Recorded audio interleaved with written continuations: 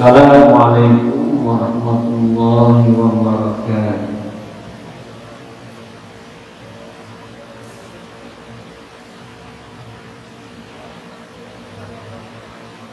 Alhamdulillahi rabbil alamin. Wa bihi nasta'in ala umuri dunya waddin. Wassalatu wassalamu ala sayyidina Muhammadin asyrafil anbiya'i wal mursalin.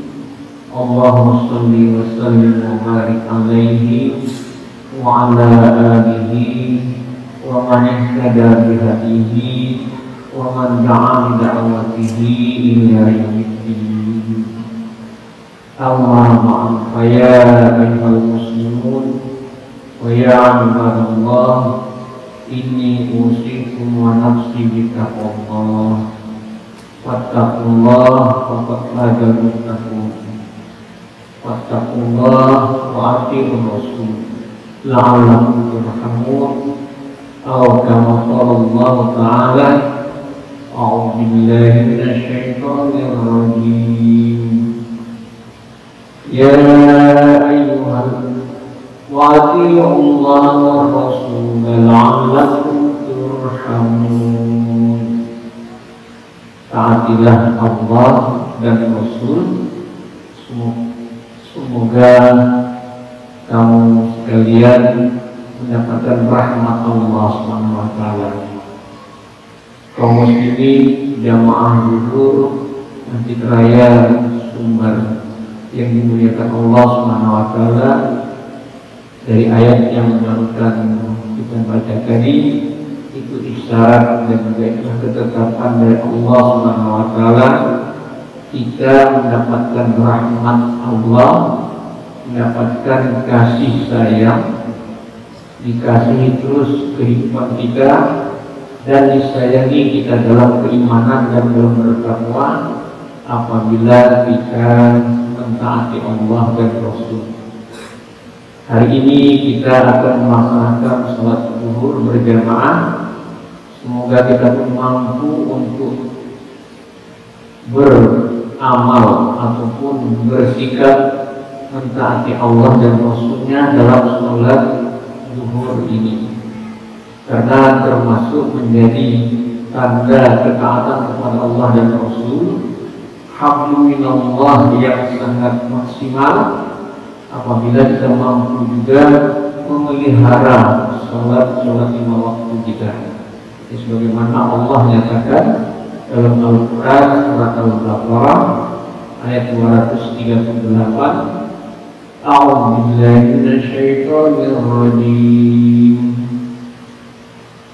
Hafizu 'alas shalawati was shalatil wusta wa qumu lillahi qanitin. Hafizu 'alas shalawati.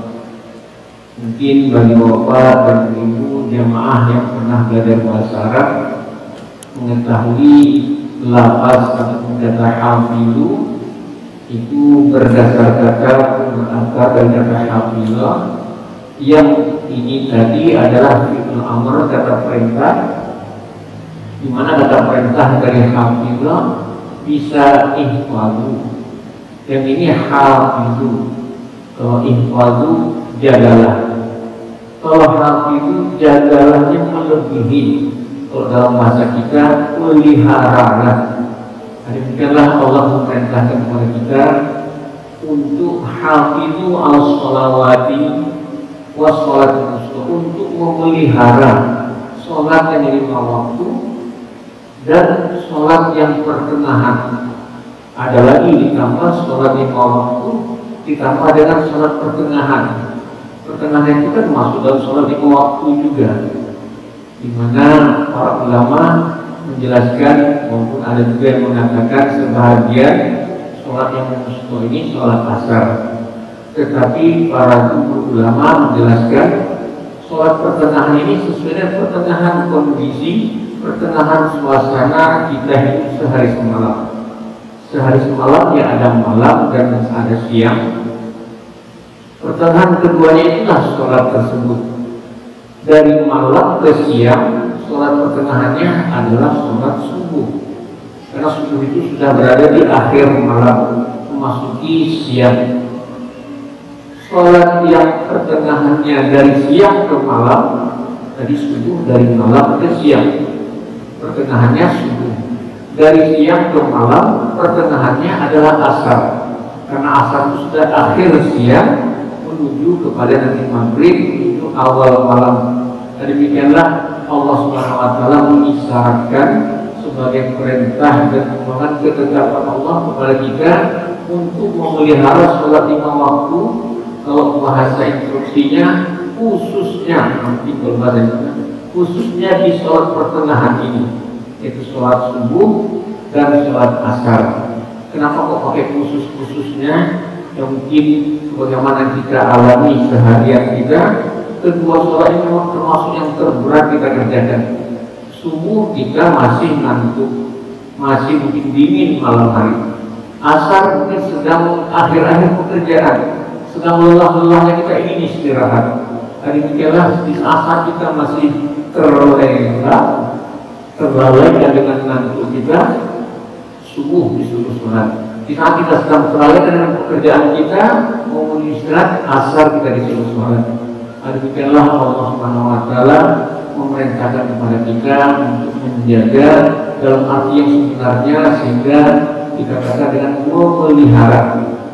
memelihara sholat 5 waktu, dan termasuk kedua sholat pertengahan ini subuh dan asar.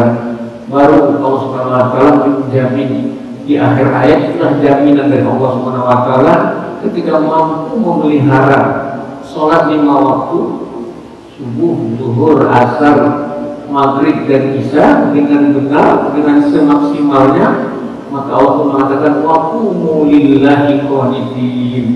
Maka tegakkanlah dalam berkehidupan sebagai manusia, dalam segala aspek kehidupan, dalam segala aspek pekerjaan, dari pemimpin kah, atau rakyat biasa kah, jadi pedagang kaya raya kah, atau pedagang kecil-kecilan kah, jadi mungkin hanya cuma di lembaga biasa saja, tapi tetap untuk bisa melaksanakan ketaatan. Dinyatakan dalam ayat ini terakhir yang tadi, qanitin. Semoga Bapak dan Ibu jamaah tidak salah membaca yang qanitin ini, karena bagaimana kita ketahui lafaz Al-Quran, kalau bacaan mahrabnya berbeda, bisa berbeda maknanya. Seperti qanitin, kalau kita baca dengan qanitin, huruf qa itu tidak sama dengan qanitin yang huruf barusan ini. Kalau qanitin dalam surah Al-Baqarah ayat 238 ini artinya engkau akan bisa menjadi orang yang taat. Engkau bisa menjadi orang yang taat. Kalau yang qanitin pakai qa itu orang yang kecewa, orang yang putus asa. Maka semoga Bapak Ibu ketika nanti membaca Al-Quran, kalau mendapatkan qanitin pakai qa, bacalah dengan tok ulang. Jangan sampai membaca qanitin pakai tok semestinya, tapi terbaca dengan huruf ta diukan. Huruf ta diukan qani. Huruf a dia tak diikan. Qanitin. Nah itu maka bisa bermakna kita disuruh untuk menghindari menjadi orang putus asa, malah kalau terbaca disuruh menghindari orang yang taat, dan berbeda makna itu. Walaupun mungkin kita mengatakan niat saya tidak untuk mengatakan putus asa, niat saya untuk mengatakan ketaatan. Ya sebagaimana yang sudah kita ketahui bahwa para ibu jamaah yang mulia, amalan kita tidak memberikan amal soleh tidak cukup dengan niat saja. Harus ada dua dasarnya, yaitu niat dan cara. Niatnya karena Allah, caranya sebagaimana Rasul mengajarkan. Demikianlah ayat ini menjelaskan tentang bagaimana kita disuruh oleh Allah Subhanahu wa taala untuk mampu memelihara sholat yang 5 waktu, dikhususkan pula di sholat pertengahan. Ketika ini kita bisa kerjakan dengan memelihara keadaan sholat kita, maka kita dijamin oleh Allah mampu menjadi orang yang taat. Kalau orang yang mampu memelihara sholat 5 waktu itu, itu memerlukan pilar-pilar yang sangat banyak. Minimal ada 3 pilar ketika mampu memelihara sholat. Kalau tidak ada 3 pilar ini, maka sholatnya pun dia sudah asal-asalan. Mungkin segera mengingatkan di kesempatan yang singkat ini, semoga nanti sholat zuhur kita bisa mengamalkannya, mengaplikasikannya, agar sholat zuhur kita sholat yang terpelihara apabila ada 3 pilar dalam pelaksanaannya. Yang pertama, sebelum sholat kita harus berwudu dengan benar dulu. Semoga bapak dan ibu yang sudah berhadir di sini sudah melakukan wudu dengan benar, sebagaimana yang Rasulullah ajarkan. Jangan sampai berwudu sekedar basah-basah saja badannya, pakai disoking pula di kamera, masuk pula ke TV misalnya, tapi salah-salah juga lagi wudunya. Nah, ini memang sudah tidak sah, tidak benar, tidak berdampak pada mampu memelihara sholat. Itu pilar yang pertama. Pilar yang kedua, agar sholat bisa kita katakan nanti memeliharanya, ketika kita melaksanakannya, gerakan dan bacaan sholat itu dapat kita kerjakan dengan benar. Ini banyak sekali kita sekalian katanya sudah sholat, tapi gerakannya pun asal-asalan. Contohnya takbiratul ihramnya pun bagaimana bentuknya. Sekedar singkat saja, Nabi pun mengajarkan takbiratul ihram itu tapak tangannya ke kiblat, bukan ke langit, bukan ke bumi, bukan ke pipi lagi. Kita kadang-kadang mungkin karena terburu-buru sholatnya Allahu Akbar atau Allahu Akbar ini. Yang benar Rasulullah mengajarkan ke kiblat tapak tangan kita ini.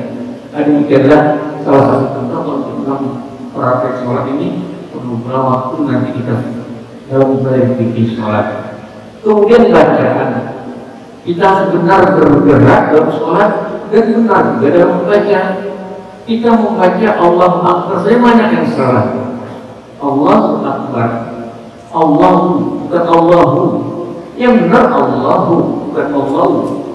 Maka semoga nanti Bapak dan Ibu ketika mempraktikkan takbiratul ihram setelah dipimpin oleh imam, maka kita semuanya ketika baca takbiratul ihram, ketika mau ruku, bangun dari ruku, ketika mau sujud, itu terucapkan dengan Allahu Akbar, bukan Allahu Akbar. Ketika Allahu Akbar itu artinya Allah Maha Besar. Tapi ketika Allahu Akbar tidak ada maknanya, berarti kita sholat mestinya membesarkan Allah, ternyata kita tidak ada membesarkan apapun juga, bisa sia-sia. Demikianlah yang kedua. Jadi tadi harus duduk dengan benar. Yang kedua, bacaan dan gerakan sholat. Kan sholat itu kan af'alun wa aqwalun, perbuatan dan ucapan dibuka dengan takbir, ditutup dengan salam. Itu yang harus kita lakukan dengan benar. Semoga Bapak Ibu sekalian memperhatikan. Dan yang terakhir, yang ketiga, bila sholat itu akan dikatakan terpelihara apabila dapat menghayati, dapat memahami dan menghayati makna-makna gerakan dan bacaan sholatnya. Sholat itu zikrullah yang paling utama. Sholat itu dengan tilawah Al-Quran itu zikrullah yang paling utama. Sedangkan kita dikatakan orang yang tidak terlatih dengan zikrullah. Sebagaimana Nabi menyatakan, "Ad-dunya mal'un illa man dzakarallah." Dunia ini seisinya dilaknat oleh Allah Subhanahu wa taala, kecuali yang berpikir kepada Allah. Zikir yang utama adalah sholat. Sedangkan zikir dalam ibadah yang tidak mahdoh, dalam untuk ilmu, tadi mungkin ada menghadiri majelis Al-Quran, atau mungkin juga ibadah yang sifatnya umum, bekerja dengan segala aspek kehidupannya, itu diniatkan dalam rangka ibadah. Maka ini semuanya ketika diniatkan ibadah, itu bernilai zikrullah. Sebagai pemimpin yang beribadah menegakkan keadilan, sebagai lembaga hukum yang menegakkan hukum yang benar, itu semuanya bernilai ibadah. Maka ketika itu dikerjakan, maka ketika sholat dilakukan dengan memahami dan menghayati makna bacaan sholat, itulah termasuk pilar terakhir yang memelihara sholat. Semoga Bapak dan Ibu, mungkin Bapak kita yang sudah lansia, tidak usah putus asa untuk bagaimana memahami bacaan sholat dan menghayati. Orang baru sekarang tahu misalnya ketika diniatkan, Bapak sekalian, diniatkan ingin memperbaiki sholatnya, maka Allah akan memberikan kemudahan. Tidak ada Allah menahan-nahan rahmat dan kasih sayangnya pada kita ketika diniatkan. Dan kita semuanya meyakini sholat kita itu memang perlu kita perbaiki terus dalam rangka kita supaya hablum minallah yang benar. Ketika hablum minallah yang benar dibuktikan dengan sholat yang benar. Sholat yang benar itu dapat dikatakan benar dan terpelihara apabila dibangun dengan 3 pilar tadi, dari berwuduknya benar, ketika mengerjakannya bacaan dan gerakannya juga benar, dan memahami serta menghayati makna dan gerakan yang dikerjakan. Ini dari Nabi yang mengajarkan dan tidak boleh kita rubah-rubah. Ketika ini sudah kita miliki Bapak dan Ibu, di mana hablum minallah kita berupa sholat yang benar ini akan berdampak kepada hidup kita pasti aman dan nyaman. Kenapa kok sudah sholat sekian puluh rakaat, sekian ratus rakaat masih maksiat juga lagi, masih banyak kesalahan juga karena memang tidak benar pelaksanaannya. Maka orang yang mampu memelihara sholat itu pasti hidupnya aman dan nyaman. Bagaimana aman dan nyaman? Aman dan nyaman itu bukan banyak uang saja, bukan karena dompetnya tebal, karena isi ATM-nya banyak, baru dia pede, baru dia aman. Ketika dompetnya kosong, baru agak minder, agak tunduk-tunduk lagi jalannya. Itu orang yang rendah sekali seperti itu. Yang dikatakan aman dan nyaman apabila bersama Allah Subhanahu Wa Taala. Maka sekalian, untuk bisa mencas diri kita bisa bersama Allah selama 4 jam, setiap sholat 5 waktu casnya. Untuk bisa kita fungsikan gerakan kita nanti khusus sholat. Bagaimana menjelaskan? Itulah dari 3 pilar yang harus kita miliki sehingga kita bisa memiliki hidup rasa aman dan nyaman.